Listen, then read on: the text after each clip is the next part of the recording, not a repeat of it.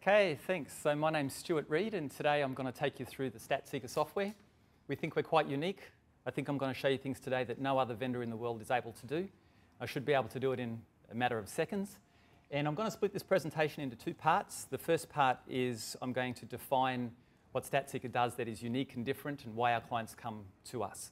I find that if I take you through that first, it'll be easier to understand what we do when I actually show you the live software. If I go straight to the live software, you'll probably not believe that it's real. You'll probably think I'm making it up, so we're going to give you some background first. While I'm not a network engineer, I've done this many hundreds of times. My personal clients are monitoring somewhere between 8 and 12 million switch ports every minute, so I'm happy to take questions, as technical as you like. I'll be able to answer your technical questions, but I might not sound like an engineer when I answer it, because I'm not an engineer. Okay, so let's get into it. What does Statseeker do that's unique? Well, to understand that, we have to understand what most people do with their network monitoring. So most people have an SNMP-based tool that they do their monitoring with, tools like SolarWinds, WhatsUp Gold, MRTG, Cricket, Cacti, Nagios, OpenNMS, all of those kinds of tools. And they use those tools for a couple of things. And the first thing they do is they ping all of these devices to make sure the devices are physically there. And then they get alerts if the device goes down. And Statseeker does that too. What also happens is that most people also use their SNMP-based tool to collect the health of the device itself. So they get memory, temperature, CPU, IPSLA, NBAR, and Statseeker does that too. In fact, on servers, they'll go out and get hard disk drive utilization as well as CPU and memory, how much battery life you've got in a UPS. My mouse has got stuck on there. As well as how much toner you might have left in a printer. And Statseeker does that too. In that sense, we're all very much the same. But where the tools really start to differ between themselves is when they get down to monitoring at an interface level. And what happens with most tools is because they don't scale very elegantly, the result is that you're forced to choose the parts of the network that you're going to monitor and choose the parts of the network that you're going to leave unmonitored. Now, what most people do is they monitor these WAN links and their uplinks, and they leave all the edge of the network without any monitoring on there at all. And what that basically means is that the end user is the alerting system on 90% of the network. Now, in real life, when I work with clients every day, our clients typically have anywhere from 1,000 switch ports all the way up to over 1 million switch ports. And they monitor those every 60 seconds with our software. But when they do that, when we talk to them about tools they've already got, I say to them, how does it help you to monitor that core part of the network if the network problem is not in the core part of the network? What if the network problem is somewhere else, out on the edge? And this is why clients typically come to Statseeker, because Statseeker is unique in being able to monitor every interface on the entire network, to do that every 60 seconds, to do that without ever rolling up any historical data, and doing it just from one box. So I'm just going to talk to those 3 points for a bit. When we say we monitor every interface, I have seen clients take tools like freeware, like MRTG, and crank it up on really big machines and monitor up to 50,000 ports. So it is possible to do large-scale monitoring with other tools, but in the process of doing that, they typically have to do a couple of things. Number one, they start deploying extra pollers, where we're talking about doing it just from one box, and they also have to start slowing the polling down. So instead of polling every 60 seconds, they'll poll every 2 minutes, 5 minutes, or 8 minutes. And some of the bigger name products out there recommend 8-minute polling when you start to scale out beyond the ordinary limits for them. And we just think, well, how useful is that? I mean, the end user rings up and says there's a problem and you've got to wait 7.5 minutes for your polling engine to get around and confirm what the user might be seeing. So we do it every 60 seconds.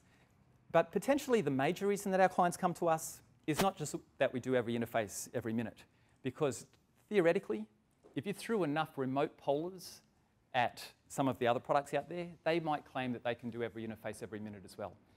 But what happens with all of the tools, apart from Statseeker, that we've found anywhere on the planet, is that they all end up rolling up the data. Now, rolling up the data is just a really polite way of saying that they throw out the baseline they've collected. They collect the data and say, well, we can't handle this much data, so let's just throw it away. So they give you an average that might, even if they collect the data on a 5-minute sample, they'll even average that up and turn it into a 15-minute number or an hourly number. So when our clients come to us, they come to us because, not just because we do every interface, not just because we do it every minute, but because we do all of those 3 things simultaneously. And we do it from one box. So that server there is the database, is the poller, is the web server, it's the reporting engine, it's everything just from the one machine.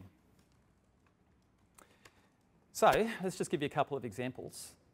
The FedEx network, they're monitoring over 500,000 switch ports and router ports across the global network in 3,000 sites around the world every 60 seconds from one box. That box is in Collierville, Tennessee. They're not the largest client by a long way. I can't tell you who the largest client is because I don't have permission from them to do it in a public forum. But I can tell you that they were monitoring 1.2 million interfaces from a single box every 60 seconds. And really, it's the who's who of big companies is already using Statseeker, and maybe when we turn the video off later, I'll talk about some names on who those customers are. But in total, we've got over 23 million switch ports and router ports monitored every minute across the planet. So this is not unusual for us. The idea of being able to monitor 10,000 ports or 50,000 ports or a couple of 100,000 ports every minute is routine, run-of-the-mill, every day. That's just what we do. Okay, how long does it take to deploy this? Well, an hour is usually sufficient. I did an installation with a university medical centre just recently, 53,000 ports we put in, 510 devices. It's about 19 minutes from the time we put the CD in to the time we had all of the network being monitored, 53,000 ports. That's kind of typical. We say allow an hour of your time, but as long as you've got SNMP access to the device and there's no ACLs in the way, and as long as you've got access to the device, it's a simple matter of putting the CD in, loading up Statseeker, giving it an IP address range, or giving it a list of IP addresses to discover, and we just go and find those.